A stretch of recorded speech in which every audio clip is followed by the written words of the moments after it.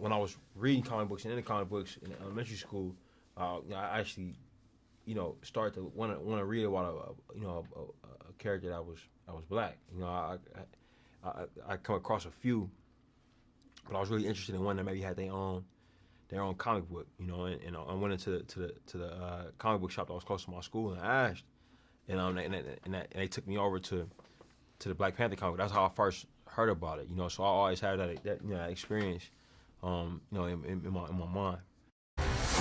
My son, it is your time.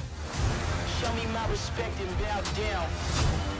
You get to decide what kind of king you are going to be.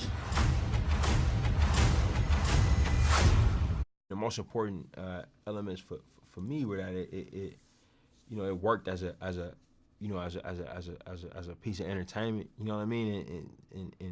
And I say that by Marvel Studios put out some great films, man, and they consistently take audiences on a ride, that you feel fortunate to have been a part of, so I wanted to fulfill that.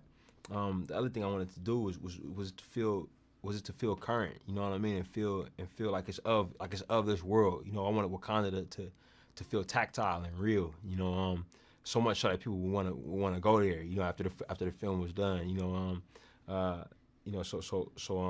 and the last thing I would say is to make the characters believable, like to have each character have a very specific position, taking very specific actions that were always understandable for the audience.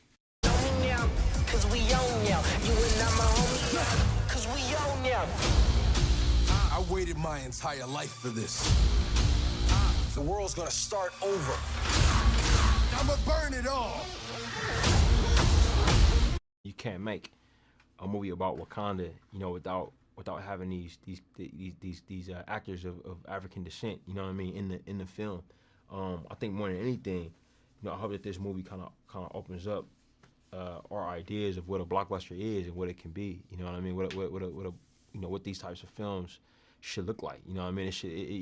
I think that if it changes people's opinions in that way, I think that'd be the greatest gift. Turn on and cop out. Wakanda forever! The revolution will not be televised. Let's have some fun.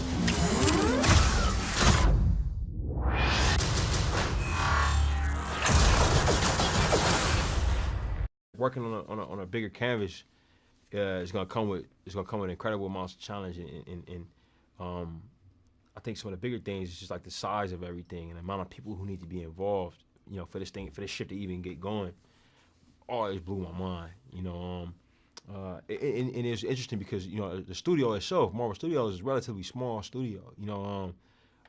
It's kind of a what you see is what you get. When you deal with Kevin and you deal with Lou and Victoria over there. But once the film gets going, just the amount of people that just that you see that are working on this project, and the amount of opinions and the amount of talent that you find, and you realize, oh yeah, you have to be very clear and direct, in terms of what you need these folks to do so that you can get the best out of them, and also keeping the environment open so that they're giving you their thoughts as well. You know what I mean? So it's a two-way street, but also doing that in a way that still allows you to function. So you're not getting overwhelmed. And that was the push-pull balance that I had to find, as I went on this. The revolution will be live.